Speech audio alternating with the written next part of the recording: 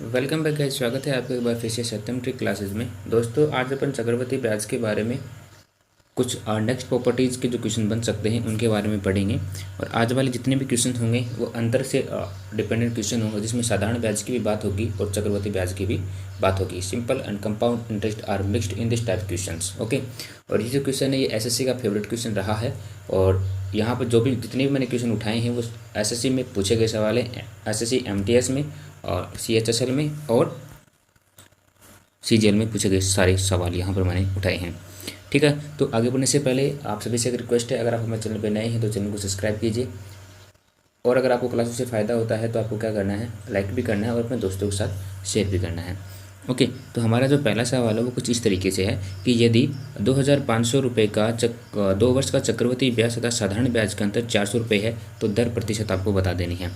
तो इसके लिए छोटा सा फार्मूला होता है, जब भी आपको अंतर गिवन होता है तो उस कंडीशन में अंतर बराबर P इंटू आर बटा 100 की पावर टी।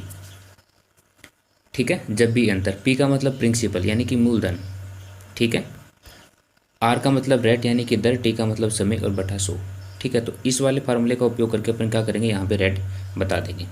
तो देखना कैसे बताएंगे। अंतर हमें दे रखा है 400 रुपये, मूलधन जो है वो हमारा 2500 रुपये, आर हमें नहीं पता है बटा 100 और टी हमें दे रखा है 2 वर्ष। ये क्या होगा, इसके नीचे चला जाएगा, 400 बटे 2500 बराबर आर बटा 100 की स्क्वायर। अब ये जो स्क्वायर है ना, इसको जब अपन हटाते हैं यहाँ से और इस साइड लेके जाते हैं, इस साइड लेके जाते हैं तो ये क्या हो जाता है, इस पर रूट बन जाता है। दो बिंदु से दो बिंदु कट जाएगी और यहाँ से आपके पास देखोगे, आपके पास जो मान है वो क्या आएगा, 4/25 का अंडर रूट बराबर आर बटे 100। तो ये किस चीज़ की वैल्यू है, ये है 2/5 की वैल्यू बराबर आर बटे 100। ठीक है, तो यहाँ से अपन क्या करेंगे, ये जो 100 है ये इस साइड जाएगा तो ये हो जाएगा अपने पास 200/5 बराबर आर। ये हो जाएगा अपना 5 चौक 20 40। तो अपनी जो रेट है वो कितनी आ जाएगी, 40%। ठीक है, तो इसका जो आंसर वो क्या हो जाएगा, 40% इसका करेक्ट आंसर हो जाएगा। इसी प्रकार बढ़ते हैं एक नेक्स्ट सवाल की तरफ। कहा गया है कि किसी धन का एक निश्चित दर से 2 वर्ष का साधारण ब्याज 800 रुपये है तथा 2 वर्ष का चक्रवृद्धि ब्याज 820 रुपये है, तो वार्षिक दर क्या है। अब यहाँ पर ये जो सवाल है ये थोड़ा सा चेंज हो गया है। यहाँ पर ब्याज के रूप में हमें दोनों चीज़ें जो हैं वो गिवन है कि साधारण ब्याज भी हमें गिवन है और चक्रवृद्धि ब्याज भी हमें गिवन है। तो जब भी 2 वर्ष की बात होती है, जब भी 2 वर्ष की ऐसी बात होती है तो उस कंडीशन में हमें क्या करना पड़ता है कि हमें रेट निकालने के लिए क्या करना है, CI माइनस SI अपॉन 1 वर्ष का SI, 1 वर्ष का SI मल्टीप्लाई 100। ठीक है, तो यहाँ पे आप देखेंगे कि अपन साधारण ब्याज की बात करते हैं, 2 वर्ष का कितना रुपए है, 800 रुपये, तो 1 वर्ष का कितना हो जाएगा, 400 रुपये अपन यहाँ से बता सकते हैं। और 800 में से 820 में से अगर अपन 800 घटाएंगे तो 20 रुपये अपन को यहाँ से मिलेंगे। तो सिंपल सा इस फार्मूले अपन पुट करते हैं तो अपनी जो वैल्यू हो क्या आएगी, 20/400 मल्टीप्लाई 100, यहाँ से ये कटेगा और यहाँ से ये कटेगा इसे 5 टाइम। तो इसका जो आंसर वो कितना आ जाएगा, 5% इसका आंसर आ जाएगा। नेक्स्ट सवाल की तरफ अपन बात करते हैं। इसमें कहा गया है कि किसी धन का 2 वर्ष का चक्रवृद्धि ब्याज 440 रुपये तथा साधारण ब्याज 400 रुपये है, तो वह धन क्या है। अब हम यहाँ पे क्या पूछ लिया गया है, उस धन के बारे में हमें पूछ लिया गया है। तो इस जैसे भी ये कंडीशन बनेगी तो हमें फिर से वही करना है, क्या करना है कि हमारा जो साधारण ब्याज है उसका क्या हमें क्या करना है, 1 वर्ष का ब्याज निकालना है। ठीक है, तो 1 वर्ष का कितना हो जाएगा, 200 रुपये हो जाएगा। ठीक है, कितना हो जाएगा, 200 हो जाएगा। तो इसके लिए अलग से ट्रिक होती है। वो ट्रिक क्या होती है कि 1 वर्ष का SI है ना, मतलब 1 वर्ष का क्या करना है अपने, वो SI निकालना है। 1 वर्ष का SI और समय जो हमें गिवन है यानी पावर T बटे SI माइनस CI।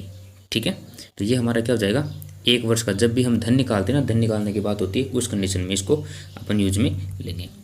ठीक है, तो यहाँ पर हमारा जो 1 वर्ष का सिंपल इंटरेस्ट होगा वो कितना हो जाएगा, 200 रुपये हो जाएगा। ठीक है, अब हमें क्या करना है, CI और SI का डिफरेंस बताना है। तो यहाँ से CI और SI का डिफरेंस कितना आ जाएगा, 40 रुपये आ जाएगा। राइट है, तो यहाँ से आप देखोगे हमारे फार्मूले के अकॉर्डिंग 1 वर्ष का समय कितना है, 2/40। तो यहाँ से अपन इसको सोल्व करेंगे तो इसको अपन क्या लिख सकते हैं, 2 2 400 यानी 200 × 200 लिख सकते हैं सिंपली। और बटा 40, तो यहाँ से ये बिंदु कट जाएगी, यहाँ से इससे 5 टाइम कटेगा, यहाँ से ये कितना हो जाएगा 10,000 रुपये। ठीक है, 10,000 रुपये का जगह आपका करेक्ट आंसर हो जाएगा। धन निकालने की जब भी बात आती है तो इस तरीके से अपन इस फार्मूले को यूज में लेंगे। फिर एक नेक्स्ट सवाल गिवन है, इसमें कहा गया है कि किसी धन का दूसरे वर्ष का साधारण ब्याज 400 रुपये तथा दूसरे वर्ष का चक्रवृद्धि ब्याज 450 रुपये है, तो वार्षिक दर क्या है। तो ये जो मैंने आपको सबसे पहले जो सवाल बताया था, इससे पहले जो सवाल बताया था और उससे पहले जो सवाल था वो वाला ट्रिक यहाँ पे अपन यूज में लेंगे, यानी कि CI माइनस SI बटे 1 वर्ष का क्या करना है, हमें SI बताना है और मल्टीप्लाई कर देना है 100 जो भी रेट है। तो यहाँ पर आप देखोगे CI 400 रुपये है, SI माफ़ करना, CI 450 रुपये है, SI 400 रुपये है। तो यहाँ से डिफरेंस कितना आ जाएगा, यहाँ पे 50 रुपये, यहाँ पे डिफरेंस जो है वो 50 रुपये है। बट 1 वर्ष का SI, तो देखना यहाँ पे 2 वर्ष का जो SI वो 400 रुपये, तो 1 वर्ष का कितना हो जाएगा 200 रुपये और मल्टीप्लाई 100। ठीक है, यहाँ से ये 2 बिंदु इस यहाँ से कटेगा और ये कितना हो जाएगा 25। तो यहाँ से इसका आंसर कितना आ जाएगा 25%। ठीक है, कितना आ जाएगा 25%।